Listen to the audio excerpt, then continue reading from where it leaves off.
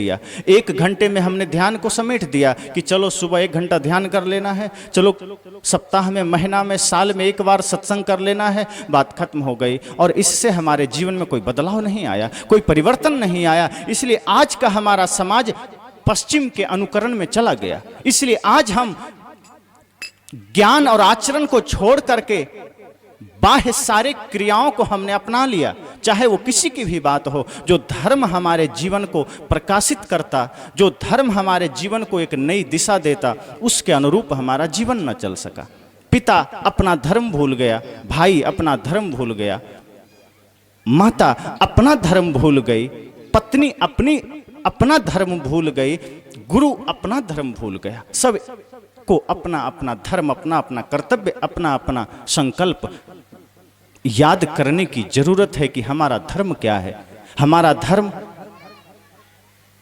किसी से पूछा जाए आपका धर्म क्या है, वो आदमी अगर मुस्लिम होगा मेरा धर्म इस्लाम है, झट से कह देगा, एक क्षण की भी देरी न लगाएगा। कोई हिंदू समाज में है, वो कह देगा मेरा धर्म हिंदू है, कोई कह देगा मेरा धर्म बौद्ध है। लेकिन आप गहराई से सोचें, ये धर्म नहीं है। ये सारे रास्ते हैं, संप्रदाय हैं, मजहब हैं, घेरे हैं, मंडल हैं, ये धर्म नहीं है। धर्म किसी सीमा में नहीं बंधता। हम खूब उपासना करें सूर्य की कि हम हिंदू हैं, हम सूर्य की उपासना करते हैं कि सूर्य हमारा देवता है, लेकिन क्या आपको पता है सूर्य को इसका पता भी नहीं होगा कि हम हिंदुओं के देवता हैं। अगर ये पता होता, वो पाकिस्तान में उगना ही बंद कर देता कि मैं मुल्लों के यहाँ क्यों उगूं, मैं तो हिंदुओं का हूं। सूर्य अपने आप में एक धर्म है, वो विराट होने का संकेत आपको दे रहा है कि तुम भी बंध मत जाना। जैसे मैं विराट हूं कि कोई मुझे गाली दे, कोई मेरी निंदा करे, कोई मेरी पूजा करे ना करे, मैं पूरी दुनिया को ऊर्जा दे रहा हूं, बल्कि पूरे ब्रह्मांड को ऊर्जा दे रहा हूं। तुम भी ऐसे ही बन जाओ। जेते औरत मर्द उपाने सो सब रूप तुम्हारा, सदगुरु कबीर का वही सूर्य समान ज्ञान कि जेते औरत मर्द उपाने सो सब रूप तुम्हारा, सब तुम्हारा ही तो रूप है। किससे भेद करते हो, किससे भिन्नता लाते हो? सदगुरु कबीर जैसे लोग ये नहीं कहते कि सिर्फ अमुक आदमी ही अनुकरणीय है, वो तो कहते हैं सब घट मेरो साइयां, सुनी सेज ना कोई, किससे बैर करोगे? अगर आप किसी से नफरत करते हैं, उस आदमी में अगर आपको परमात्मा का दर्शन हो जाए, उस आदमी में अगर आपको स्वयं भगवान का दर्शन हो जाए, उस आदमी से नफरत खत्म हो जाएगी।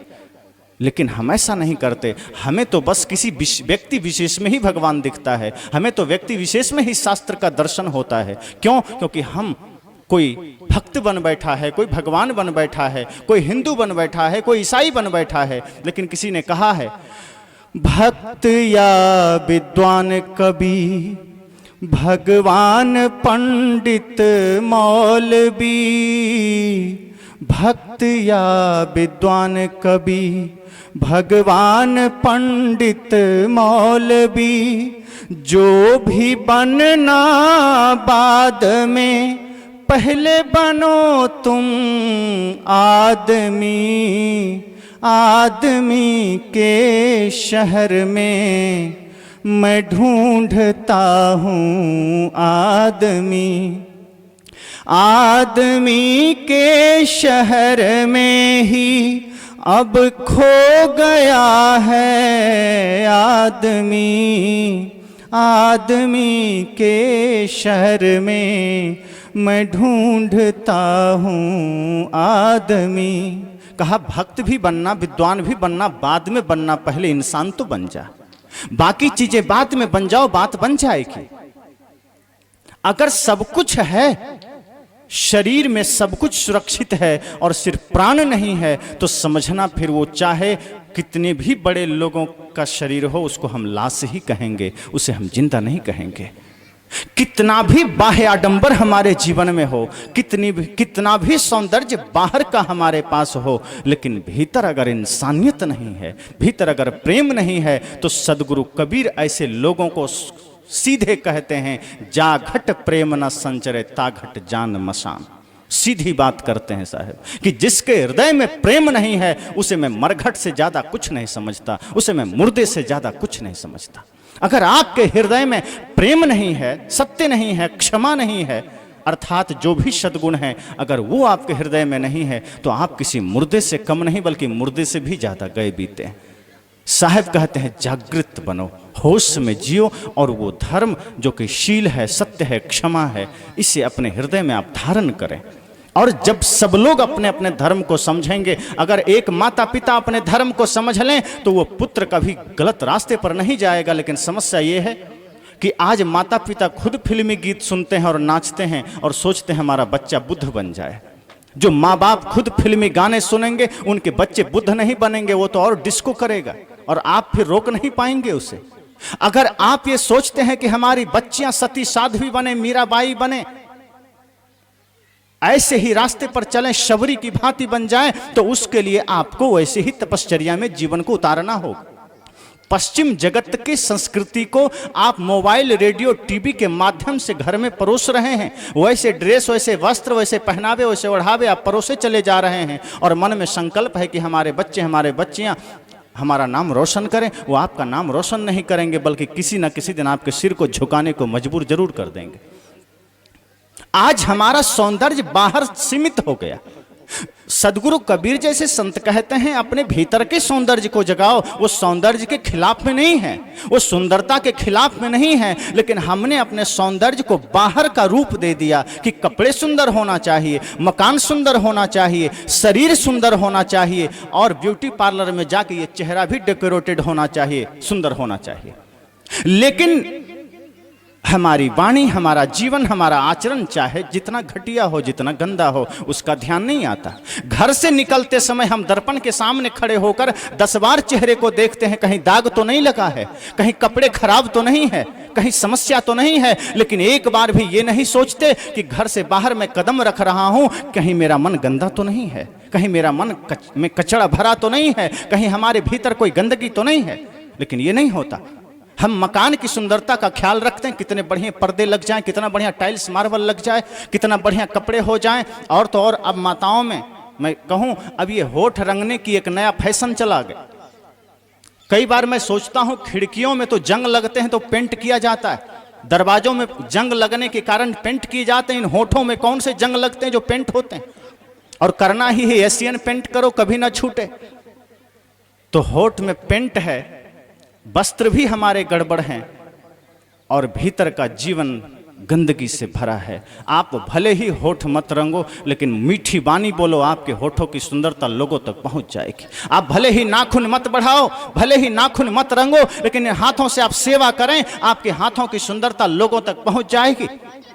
भले ही बढ़िया कपड़े आप पहनकर अपने शरीर को सुंदर ना बनाओ, लेकिन आप अपने मन को सुंदर बनाओ, आपकी सुंदरता 10 दिशाओं में गूंजेगी और वो सुंदरता स्थायी होगी।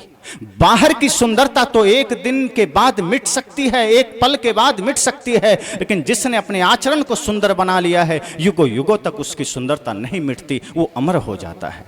वो आदमी परम सौंदर्य को प्राप्त कर लेता है। तो मैंने कहा वो धर्म जो हमारे भीतर प्रकाश कर देता है, हमें आलोकित कर देता है, और वो धर्म न तो शास्त्रों में सीमित है, न वो मंदिरों में, मस्जिदों में सीमित है। वो धर्म विराट है, हवा की तरह, सूर्य की भांति, धरती की भांति। इसी हवा, पानी, आकाश और सूर्य को आप एक बार देख लें, सुबह से शाम तक एक बार संपूर्ण प्रकृति को आप एक बार निहार लें, आपको महसूस हो जाएगा इसमें कोई भेद नहीं है, इसमें कोई एक दूसरे के प्रति कोई गलत भाव नहीं है। सूर्य के अंदर हो चाहे वायु के अंदर हो, वो सबको समान ऊर्जा, समान वायु, समान प्राण ऊर्जा प्रवाहित कर रहा है।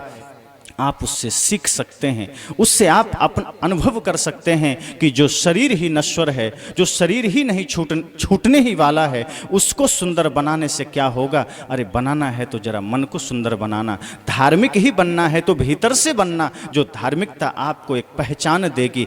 बाहर की धार्मिकता, बाहर की सुंदरता क्षणिक है, नश्वर है, व्यवहार काल के लिए। मानिए कि ये घर मेरा है, परिवार मेरा है, मैं नहीं कहता घर छोड़ के सड़क में चले जाओ, कि आपकी जमीन है तो दान कर दो, मैं ये नहीं कहता।